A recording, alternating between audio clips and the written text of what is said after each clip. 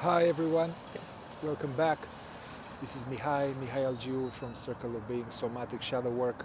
I'm continuing the playlist, sharing my most favorite practical experiential tools, practices, alarm clocks, exercises meant to help us increase level of self-consciousness as well as help us develop a foundation of awareness of practice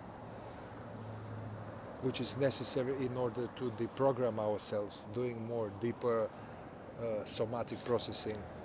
At this point, I'm still talking about dealing with the mind as well as exercises basically to simply remember about our practice, remembering about inner work, about being present, remembering while in the midst of everyday life. Because one of the issues is that it's not a priority, basically. Awakening consciousness is not a priority. And as long as this is the case, we are going to make just very little progress. However, suffering that comes in our life is a way to slap us and bring us back towards what really matters, and we are sometimes confronted by difficulties and we need to face ourselves. So suffering will take care of the situation so that we gradually prioritize presence, being, inner work more than anything else. And why we do that, we prioritize that because we gradually realize that if we truly want fulfillment, inner fulfillment, inner peace, inner harmony, stability, to feel okay, we will gradually, if we are lucky and we have good instructions, we will realize that all of this will come only from within. No relationship, no woman, no man, no car, no job, no fame will bring the happiness we want. So initially we have no choice but to pursue happiness and okayness, to pursue it in external objects, in events, in people and all of that. And inadvertently, if we are lucky, we are going to be disillusioned. And after we are disillusioned enough, we realize that that is the opposite way, going for objects, toys, relationships, fame. That's not going to bring lasting happiness. And after we've been disillusioned a bunch of times, we are kind of realize it's within. So then gradually this becomes of a priority, Also we can see that it pays off. The more time and energy we spend putting energy within, the more okay we are, no matter what's happening outside. Anyway, that was not what I was planning to talk about. Actually, you can see I am not so nice place. I'm waiting to change my tires. So, all right. So one practical tool, one practical work attitude is to bring the work, bring presence, bring consciousness, witnessing, self-remembering, presence, self-contemplation, however we call it.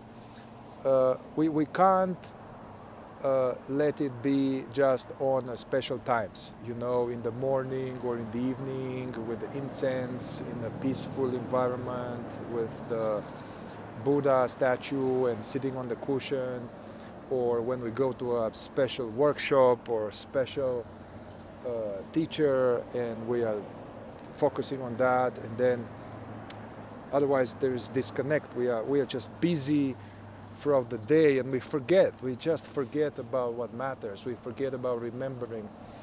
And so that's one of the problems, is that we restrict practice is compartmentalized. It's for special occasions, and we miss bringing the work to everyday so-called boring moments, nothing special happening, no special beauty, no special monks chanting, no divine teacher blessing me with his presence, no divine sunset or any special psychedelic state. No, it's just waiting for the tires in a shitty location. You know, most of our life is like that. So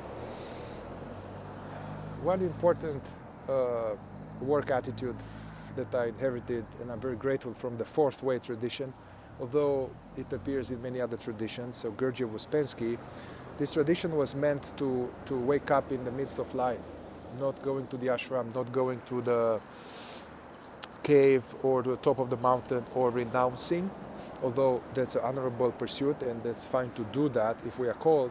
But most of us, we are in life with jobs, with rent, with pandemic, with inflation, with people and stress. So it's very important to develop a habit of bringing presence to everyday activities, especially this mundane, inconspicuous moment. So the mechanical tendency in a situation like this, I'm waiting for this. So the ego doesn't like to wait. It's like, and then so I would bring up the phone, look at Facebook, or look at YouTube, look at TikTok. I don't have TikTok, but I know it's popular these days. Look at this just to fill the space. Fill the space with some distraction, with some stimulation. Yeah, so there's a sense of that this moment as it is here in this so-called just industrial area, this is not significant somehow. My morning meditation is more significant. My being with my teacher is more significant. Well, as long as we have this attitude, this is our work is going to go slow. So the tool for today is to, whenever you find yourself in these situations where you need to wait, post office, in line, or at the grocery, or any of these stores, and there's just nothing. It's maybe the ego finds it boring, finds it like tedious, annoying. That is the time to practice. So what I use usually is that, first of all, for this thought to comes to mind, and then basically instead of pulling my phone, I'll just sit there in the waiting place and just take a moment to come back to myself. Maybe watch the breath a little bit, close my eyes,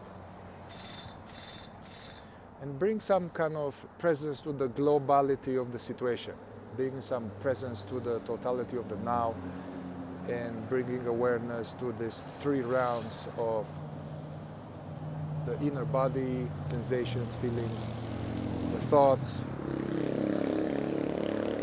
the sounds, the sights, and just be, consciously be, and maybe notice some emptiness, some frustration, some feeling of lack that would want me to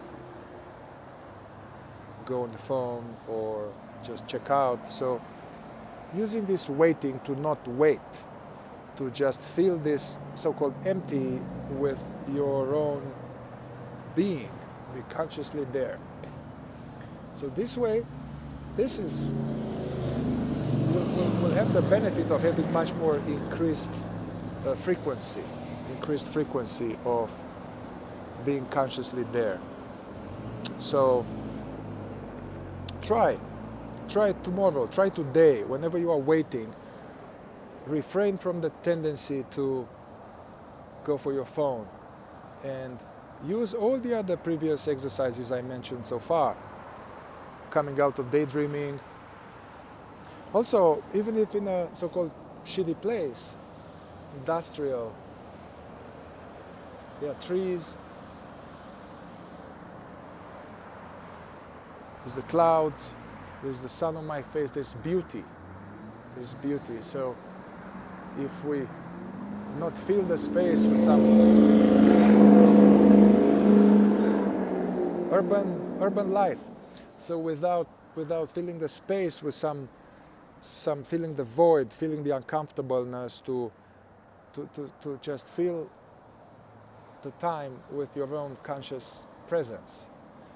And in this way you will find more beauty.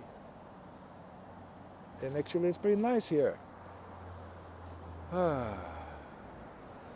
So just take a moment with me here.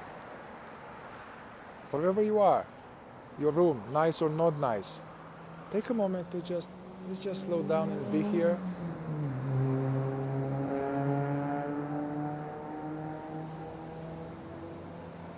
Our life is made of these small, inconspicuous moments.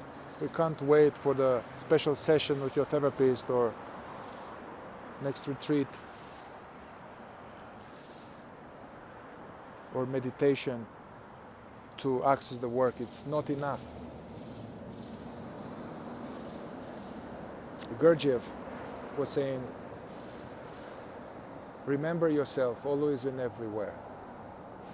So the whole teaching of the fourth way, many volumes, can be condensed to remember yourself always and everywhere. We'll talk more about this. I didn't talk about self-remembering, but self-remembering can have many, many levels depending where we are at. But ultimately, self-remembering, self cannot be defined, but we have to define it. So self is that which is aware right now, that which is aware of thoughts and feelings and sounds, this aware being. So self-remembering is coming back to the sense of being, returning to remembering myself as the conscious presence. So that's a deep interpretation of it, but self-remembering can be just simply pausing and not going to thinking and being aware of the here and now, witnessing unpleasant sensation in the body, letting them be. Every moment Zen. All right, so practice, combine with the tools.